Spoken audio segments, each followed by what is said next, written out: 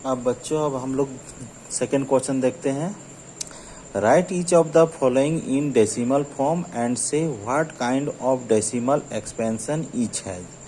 पहले तो क्या क्या क्वेश्चन है। पहला नंबर है 5/8, दूसरा है 7/25, तीसरा है 3/11, चौथा है 5/13, फिफ्थ है 11/25, सिक्स है 261/400, सेवन्थ है 231/625, एट है 2 इंटेजर 5/12।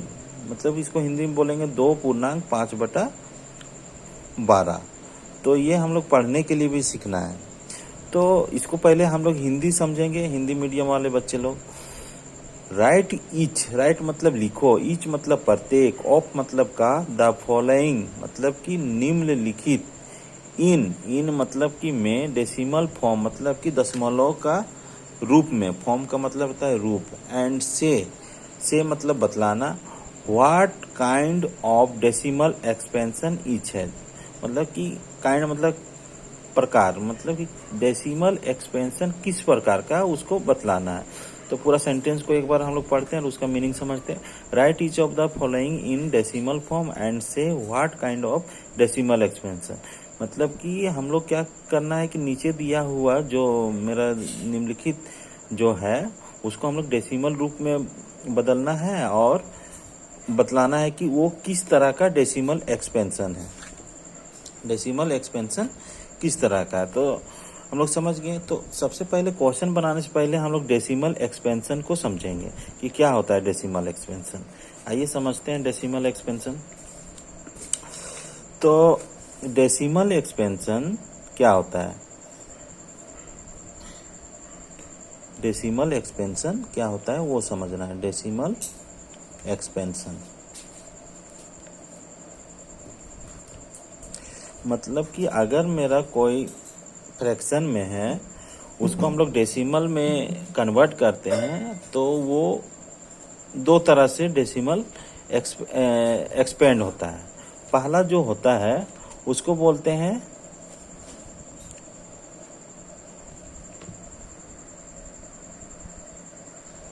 पहला जो रहता है उसको बोलते हैं टर्मिनेटिंग डेसिमल, टर्मिनेटिंग डेसिमल। और दूसरा है नॉन टर्मिनेटिंग, टर्मिनेटिंग डेसिमल। दूसरा मेरा नॉन टर्मिनेटिंग डेसिमल है। और नॉन टर्मिनेटिंग डेसिमल को ही हम लोग क्या बोलते हैं? रैकरिंग, रैकरिंग डेसिमल, और इसी को रिपीटिंग डेसिमल बोलते हैं, रिपीटिंग डेसिमल।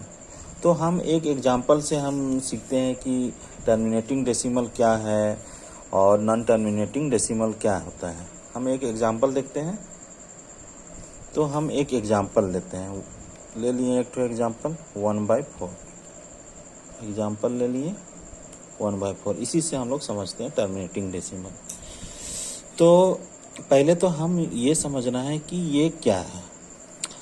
तो जैसे हम इसको ऊपर वाले को बोला जाता है अंश और नीचे वाले को बोला जाता है हर। इंग्लिश में बोलेंगे न्यूमरेटर, नीचे वाले को डिनोमिनेटर। इसका और एक ठो नाम है बच्चा लोग, देखिए क्या नाम है। नीचे वाला को एक बोला जाता है डिवाइजर और ऊपर वाले को बोलते हैं डिवाइडेंड, डिवाइडेंड।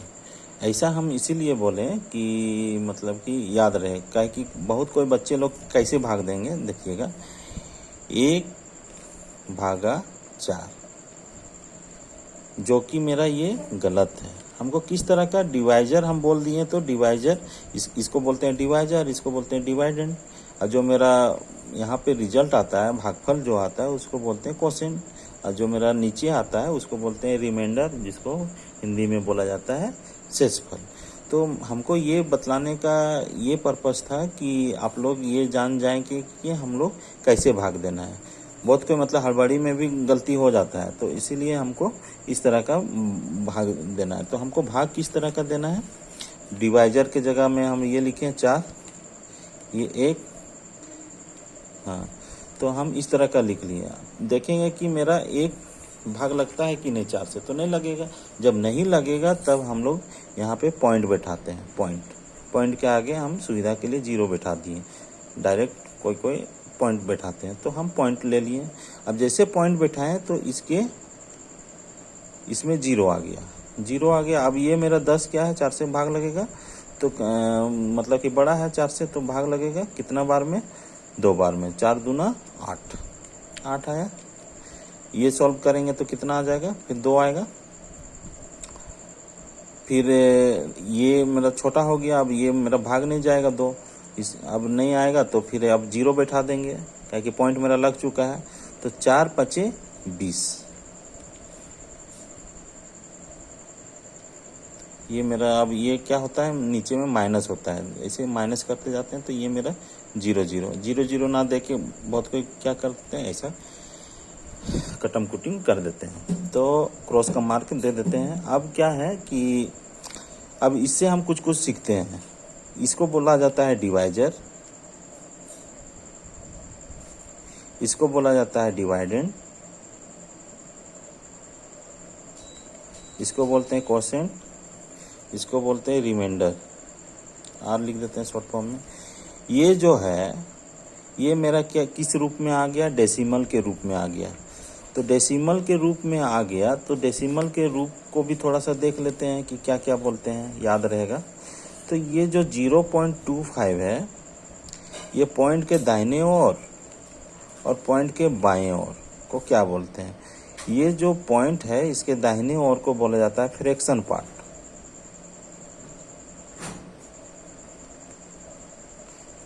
पार्ट, और इधर जो बोला जाता है होल नंबर पार्ट। यहाँ से सीख गए। अब देखिए हाँ, क्या हुआ कि मेरा जो डेसिमल है ये रुक गया, उसके आगे मेरा बढ़ा नहीं, तो इसी को बोलते हैं टर्मिनेटिंग डेसिमल। इसका जो एक्सपेंड किए हम लोग, तो डेसिमल के रूप में कन्वर्ट किए, तो ये मेरा रुक गया। अब इसी को बोलते हैं टर्मिनेटिंग डेसिमल। तो समझ में आ गया कि टर्मिनेटिंग डेसिमल क्या है। तो हम लोग इसको क्या लिख सकते हैं, 1/4 इज इक्वल टू 0.25, बगल में लिख दिए टर्मिनेटिंग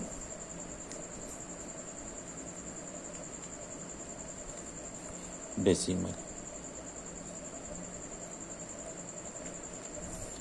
यही मेरा हो गया आंसर।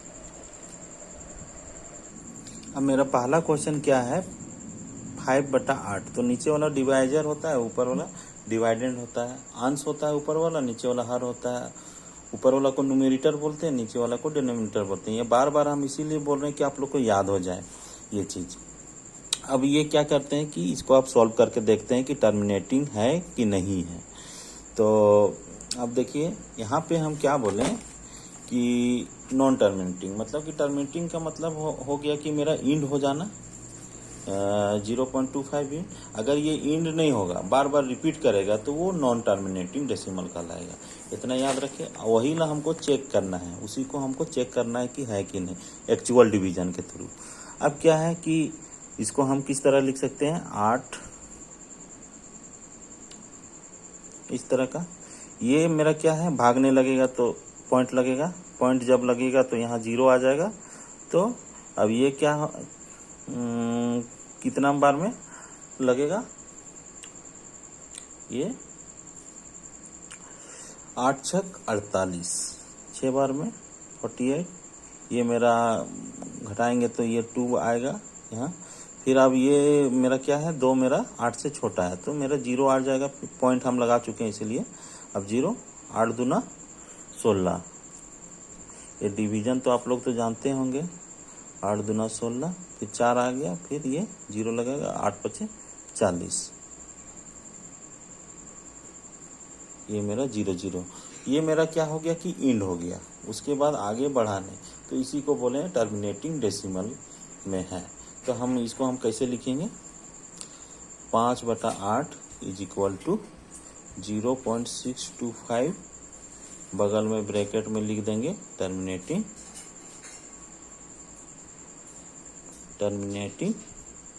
डेसिमल, इसी को एंस कर दो। यही हो गया मेरा उत्तर। अब दूसरा क्वेश्चन आप लोग प्रैक्टिस कीजिएगा। हम तीसरा क्वेश्चन जा रहे हैं। एक तो नॉन टर्मिनेटिंग के बारे में बताएंगे और इसके बारे में बताएंगे, 8वां क्वेश्चन। ये आप लोग बना लीजिएगा, प्रैक्टिस कीजिएगा तो ये बन जाएगा। अब देखिए मेरा तीसरा क्वेश्चन है 3/11। अब इसको हम चेक करेंगे कि टर्मिनेटिंग है कि नॉन टर्मिनेटिंग है। अब क्या है कि हम ऐसा लिख दिए 3 को किससे भाग करना है, 11 से। ये नहीं भाग लगेगा तो यहाँ पे चुपचाप पॉइंट लगा देना है। यहाँ कितने बार में, 11 22, 11 33, 2 बार में लगेगा। 33 मेरा ज़्यादा हो जाता है, 11 दूना 22। यहाँ पे कितना हो गया, 8 हो गया। अब ये मेरा क्या है कि भाग नहीं जाएगा तो यहाँ पे 0 जाएगा, 11 7 77, 7 7, फिर ये हो गया 3, फिर ये फिर नहीं जाएगा, ये यहाँ पे 0 0 आएगा, ये काट देंगे। अब ये फिर आ जाएगा 11 दूना 22, 8 जाएगा, फिर ये 0 आएगा, 11 7 77, यहाँ पे आ जाएगा 3, ये फिर जाएगा, फिर 2 बार में,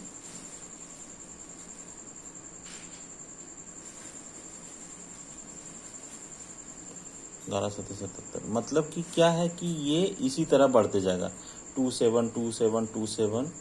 मतलब कि ये क्या कर रहा है कि रिपीट कर रहा है, मेरा डेसिमल क्या है, रिपीट कर रहा है। इसी को बोला जाता है नॉन टर्मिनेटिंग। तो हम इसको कैसे लिखेंगे, 3/11 इज इक्वल टू 0.27 के ऊपर बार। जो रिपीटिंग होता है जो नंबर, वो दोनों के ऊपर में बार लिख दिए, क्या कि 27 मेरा रिपीट हो रहा है बार बार। और इसको बोल दिए, कैसे लिखेंगे, नॉन टर्मिनेटिंग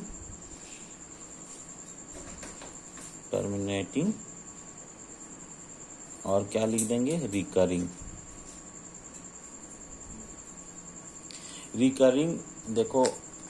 देखो बच्चे लोग, ये रिकरिंग लिखना बहुत जरूरी है, काहे कि जो इरेशनल नंबर है वो तो नॉन टर्मिनेटिंग होता है, नॉन रिकरिंग होता है, इसीलिए रिकरिंग लिखना जरूरी है ना।